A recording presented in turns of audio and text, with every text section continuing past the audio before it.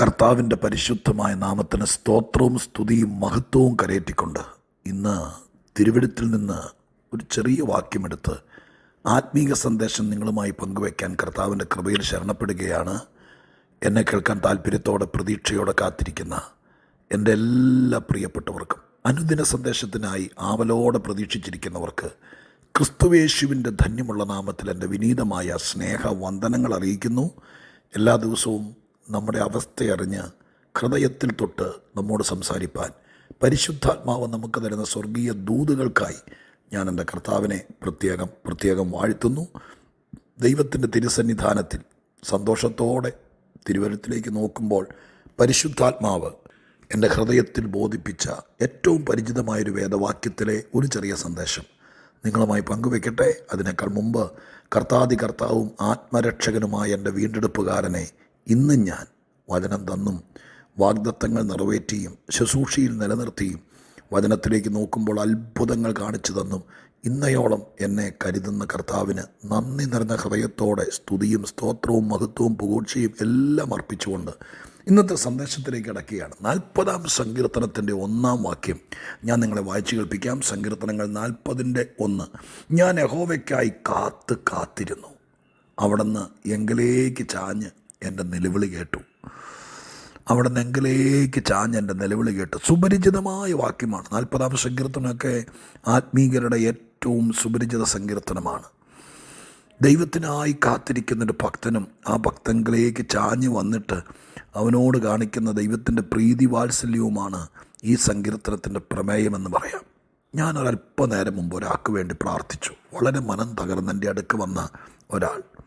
അവർക്ക് വേണ്ടി പ്രാർത്ഥിക്കുമ്പോൾ പരിശുദ്ധാത്മാവിൽ അവരുടെ ഭാരമറിഞ്ഞ് പ്രാർത്ഥിക്കുമ്പോൾ ആത്മാവ് വചനം പറഞ്ഞ് പ്രാർത്ഥിക്കാൻ പ്രേരണ തരും. എൻ്റെ പ്രാർത്ഥനകളിൽ പലപ്പോഴും ഞാൻ അനുഭവിച്ചിട്ടുണ്ട്. കർത്താവിൻ്റെ വചനത്തിൻ്റെ പ്രകാശനം തരും. വചനം പറയുമ്പോൾ അന്ന് വരെ വ്യാഖ്യാനിക്കാത്ത, പ്രസംഗപീഠത്തിൽ തെളിയാത്ത പല കാര്യങ്ങളും പ്രാർത്ഥനയിൽ തെളിഞ്ഞിട്ടുണ്ട്. അതുപോലെ ഒരു അല്പനേരം മുമ്പ് പ്രാർത്ഥിക്കുമ്പോൾ പരിശുദ്ധാത്മാവ് ആ വിധത്തിൽ ഒരു തെളിഞ്ഞ വാക്ക് എൻ്റെ ഹൃദയത്തിൽ തന്നു. അതാണ് ഇന്നത്തെ സന്ദേശമായി ചിലർക്കൂടി പ്രയോജനപ്പെടട്ടെ എന്നോർത്ത് ആ പ്രാർത്ഥനയിൽ നിന്ന് കിട്ടിയ പ്രകാശനം ഒരു ദൂതായി പങ്കുവെച്ച് ലോകത്തിൻ്റെ നാനാഭാഗത്ത് ചെതറിപ്പാർക്കുന്ന ഈ വചനം കേൾക്കാൻ തൽപരരായിരിക്കുന്നവരുടെ അടുക്കിലേക്ക് അയക്കുകയാണ്. പ്രാർത്ഥിച്ചപ്പോൾ ഇങ്ങനെയാണൊരു വാക്ക് ദൈവാത്മാവിൻ്റെ വായിൽ തന്നത്. ദൈവമേ, സ്വർഗസ്ഥനായ ദൈവം പോലും മൺപൊടിയായ മനം തകർന്നിരിക്കുന്നവങ്കിലേക്ക് ചാഞ്ഞ് വരുമെങ്കിൽ ഈ പ്രിയപ്പെട്ടവരുടെ വിഷയത്തിലേക്ക് വരേണ്ടവരെ ചാഞ്ഞു വരുത്തുമാറാക്കണമേ. അത് പറഞ്ഞ് പ്രാർത്ഥിച്ചപ്പോഴാണ് മനസ്സിനകത്ത് ഈ വാചകം തങ്ങി നിന്നത്. ഒത്തിരി പേർ, ഈ ലോകത്തിൻ്റെ ഒരു വലിയ കെടുതിയാണ് അടുത്തിരിക്കേണ്ടവരെ അകറ്റിക്കളയും. വാസ്തവത്തിൽ ദൈവവും മനുഷ്യനുമായിട്ട് അകന്ന് വാർക്കേണ്ടവരല്ല. ഇടനിലക്കാരെ ഒന്നും വെച്ച് ദൈവമായിട്ട് ഇടപെടേണ്ടവരല്ല മനുഷ്യർ. ഞാൻ പറയുന്ന നല്ല വാക്ക് ഹൃദ്യമായിട്ടെടുക്കണം. എനിക്കും ദൈവത്തിനും ഇടയിൽ ഒരു ഇടനിലക്കാരൻ, അങ്ങനെ ഇടനിലക്കാരനോ ഒരു മീഡിയേറ്ററോ ഒന്നും ആവശ്യമില്ല. ദൈവവും മനുഷ്യനുമായിട്ട് അത്ര അടുത്തിരിക്കേണ്ടവനാണ്. ഈ സങ്കീർത്തനക്കാരൻ തന്നെ പറയുന്നു, എങ്കലേക്ക് ചാഞ്ഞു വരിക എന്ന് പറഞ്ഞാൽ ഞാനിരിക്കുന്ന കുഴിയിലേക്ക്, മനുഷ്യൻ്റെ അടുക്കലേക്ക്, തകർന്നവൻ്റെ അടുക്കലേക്ക് ഒരു സെക്രട്ടറിയെ പറഞ്ഞയക്കാം, ഒരു ദൂതനെ അയക്കാമെന്നല്ല, ആ ദൈവം തന്നെ ചാഞ്ഞു വന്നെന്ന് എഴുതിയിരിക്കുന്നത്. നിങ്ങൾ വിശ്വസിക്കുക. സാക്ഷാൽ ദൈവമായവൻ കരയുന്നവൻ്റെ, നിലവിളിക്കുന്നവൻ്റെ, തകർന്നവൻ്റെ അടുക്കിലേക്ക് ചാഞ്ഞു വരുന്നവനാണ്. ഞാനിത് പറയുമ്പോൾ ആ ദൂതെന്ന് പറഞ്ഞോട്ടെ. നിങ്ങളുടെ ജീവിതത്തിൽ നിന്ന് അകന്ന് നിൽക്കുന്ന ആരെങ്കിലും, അടുത്ത് വരേണ്ടവർ, മക്കളോ പ്രിയപ്പെട്ടവരോ ജീവിത പങ്കാളിയോ ആരുമാകട്ടെ, ഒന്നിച്ച് ഒരു കൂരക്കീഴ് താമസിക്കേണ്ടവർ, ജീവിക്കേണ്ടവർ, ഏതൊക്കെയോ കാരണങ്ങൾ കൊണ്ട് അകന്ന് 2 ധ്രുവങ്ങളിലേക്ക് പോയിരിക്കുന്നെങ്കിൽ ദൈവം പോലും പാപം ചെയ്ത മനുഷ്യനിലേക്ക് ചാഞ്ഞു വരാൻ മനസ്സ് വെച്ചെങ്കിൽ, ക്ഷമിച്ചു വരാൻ മനസ്സ് വെച്ചെങ്കിൽ ദൈവത്തോട് നിങ്ങളൊന്ന് പ്രാർത്ഥിക്കാമോ? എൻ്റെ ഭാഗത്തും പിഴവും പോരായ്മയൊക്കെ വന്നിട്ടുണ്ട് ദൈവമേ. ഞാൻ അഗാധമായ കുറ്റബോധം കൊണ്ടും പാപബോധം കൊണ്ടും അങ്ങയുടെ കാൽക്കൽ കിടന്ന് കരയുക. പക്ഷേ അകന്നുപോയ ചില ബന്ധങ്ങൾ, അകന്നുപോയ കുഞ്ഞുങ്ങൾ, അകന്നുപോയ എന്നെ ഒത്തിരി സഹായിച്ച ചില വ്യക്തിബന്ധങ്ങൾ അതൊന്ന് അടുത്തു വരാൻ ദൈവമേ അവിടെ നിന്ന് ഇടയാക്കണേ, ഒന്ന് ചാഞ്ഞു വരാനിടയാക്കണേ എന്ന് ദൈവത്തോട് പ്രാർത്ഥിക്കുക. ഞാൻ ഈ വാക്ക് വെച്ച് ദൈവാത്മാവിൻ്റെ പ്രേരണയിൽ പറയാം. ചിലരെ ചാഞ്ഞു വരും. നിന്നെ വിട്ടുപോയ, നിന്നെ അകന്നു പോയ, നിന്നെ ഇനി ഒരു കാലത്തും കാണേണ്ട വരരുത് എന്ന് പറഞ്ഞ് കോലൊടിച്ചിട്ട്, പഴയ അമ്മമാർ പറയുന്ന പോലെ കോലൊടിച്ചിട്ടിട്ട് പോയ ചിലരെ എൻ്റെ ദൈവം നിങ്ങളിലേക്ക് തന്നെ ചാഞ്ഞു വരുമാറാക്കും. ദൈവം ചാഞ്ഞു വന്നെങ്കിൽ അതിലും വലുതല്ലല്ലോ നിങ്ങളീ പറയുന്ന കക്ഷികൾ. നിങ്ങൾക്ക് കിട്ടേണ്ട നന്മ അതുപോലും തരാതെ അകന്ന് ഫോൺ വിളിച്ചാൽ പോലും എടുക്കാതെ അകന്നകന്നു പോയ ചില ബന്ധങ്ങളെ എൻ്റെ ദൈവം ചാഞ്ഞ് ചാഞ്ഞ് ചാഞ്ഞ് നിൻ്റെ തോളിലേക്ക്, നിൻ്റെ സമീപത്തേക്ക്, നിൻ്റെ ആ സാമീപ്യത്തിലേക്ക് ചാഞ്ഞു വരത്തക്ക രീതിയിൽ എൻ്റെ ദൈവം ചില കാര്യങ്ങൾ ചെയ്യട്ടെ എന്ന് പ്രാർത്ഥിച്ചുകൊണ്ട് ഞാൻ എൻ്റെ ദൈവത്തെക്കുറിച്ച് 2 വാക്കോടെ പറഞ്ഞ് നിങ്ങൾക്കായി പ്രാർത്ഥിക്കാം. ഈ വാക്യത്തെ ഇംഗ്ലീഷിൽ ബൈബിൾ നോക്കിയാൽ കാണാൻ കഴിയുന്നത് ഇൻക്ലൈൻ എന്നൊരു വാക്കാണ്. ഈ ചാഞ്ഞു വരിക എന്നുള്ളതിന് ഇംഗ്ലീഷിനേക്കാൾ നന്നായി കൈകാര്യം ചെയ്യാൻ പറ്റുന്ന ആളുകൾ ആ വാക്ക് നോക്കണം. അതിനൊരുപാട് അർത്ഥങ്ങൾ ഞാൻ ഡിക്ഷണറി പരിശോധിച്ചപ്പോൾ കണ്ടു. അതിനകത്തെ അർത്ഥം ഇതാണ്: എൻ്റെ കാര്യത്തിൽ അതീവ താല്പര്യത്തോടെ ഇടപെടുക എന്നൊരർത്ഥം ഇൻക്ലൈൻ ഉണ്ടെന്ന് ഡിക്ഷണറി കണ്ടു. എൻ്റെ വിഷയത്തിൽ അതീവ താല്പര്യത്തോടെ ഇടപെടുക.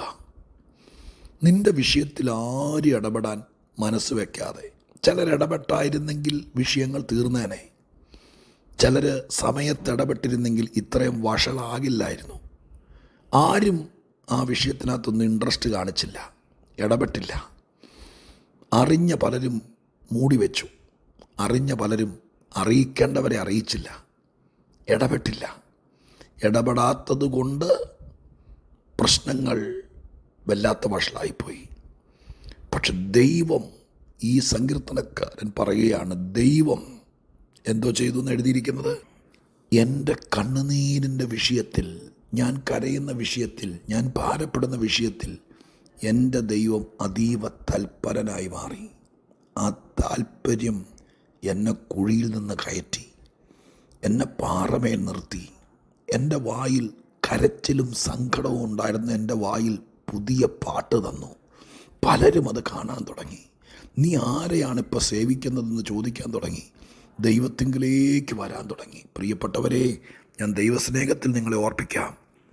നിങ്ങളുടെ വിഷയത്തിൽ ആർക്കും താല്പര്യമില്ലാതെ, ബന്ധുക്കളോ പ്രിയപ്പെട്ടവരോ അധികാരികൾ പോലും നിൻ്റെ കാര്യത്തിനകത്ത് ഒരു താല്പര്യമില്ലാതെ നീക്കി വെച്ച് കാര്യങ്ങളെ ഓരോ ദിവസം കഴിയുന്തോറും വേദന വർദ്ധിപ്പിച്ചുകൊണ്ടിരിക്കുമ്പോൾ 40-ാം സങ്കീർത്തനത്തിൽ എഴുതിയിരിക്കുന്നത് പോലെ നമ്മുടെ വിഷയത്തിൽ അതീവ താല്പര്യം കാണിക്കാൻ എൻ്റെ ദൈവം ഈ ദിവസങ്ങളിൽ മനസ്സ് വയ്ക്കട്ടെ. അകന്നുപോയ പലരെയും അടുപ്പിച്ചു കൊണ്ടുവരട്ടെ. കയ്യെത്താത്ത ദൂരത്ത് നിൽക്കുന്ന ചില നന്മകൾ നിങ്ങൾ അനുഭവിക്കേണ്ടത് അതിങ്ങ് വലിച്ചടിപ്പിക്കട്ടെ. ചാഞ്ഞ് വരട്ടെ. നിനക്ക് കയ്യെത്തിപ്പറിക്കാവുന്ന പാകത്തിലേക്ക് കൊമ്പ് ചായ്ച്ച് തരുന്നത് പോലെ എൻ്റെ ദൈവം ചില ഫലങ്ങൾ, ചില പ്രയോജനമുള്ള കാര്യങ്ങൾ വലിച്ചടിപ്പിച്ച് തരട്ടെ. അതിനുവേണ്ടി ദൈവത്തിൻ്റെ സന്നിധാനത്തിൽ ഒരുങ്ങാം. നമുക്കതിനായി പ്രാർത്ഥിക്കാം.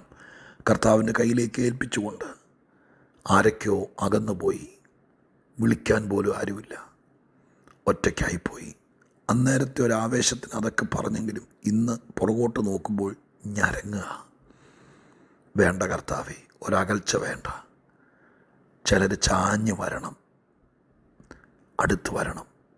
നിങ്ങൾക്ക് ഏറ്റവും ഹൃദയമടുപ്പം ഉണ്ടായിരുന്നവരാരെങ്കിലും അകന്നു പോയോ?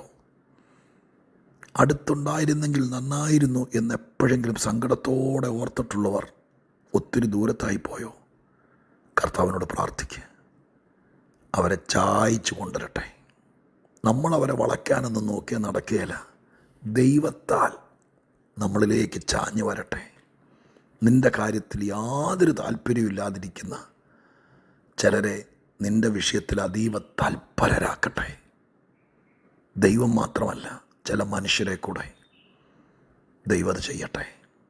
നീ ജീവിക്കുന്നോ, കഴിച്ചോ, കുഞ്ഞുങ്ങൾ നന്നായിരിക്കുന്നോ എന്നൊക്കെ അന്വേഷിച്ച് ചോദിച്ച് വന്ന് കൈകാര്യം ചെയ്യേണ്ട പലരും അകന്ന് നിൽക്കുന്നെങ്കിൽ അവർ ചാഞ്ഞ് വരട്ടെ.